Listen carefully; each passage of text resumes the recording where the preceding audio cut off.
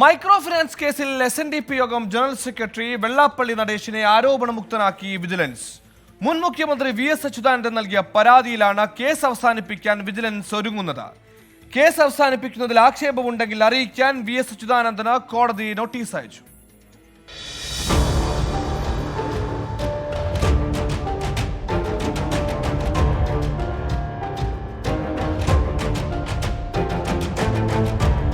SNDP യൂണിയന്റെ ശാഖകൾ വഴി നടത്തിയ മൈക്രോ ഫിനാൻസ് ഇടപാടിൽ 15 കോടിയുടെ ക്രമക്കേട് നടന്നുവെന്നായിരുന്നു VSന്റെ പരാതി.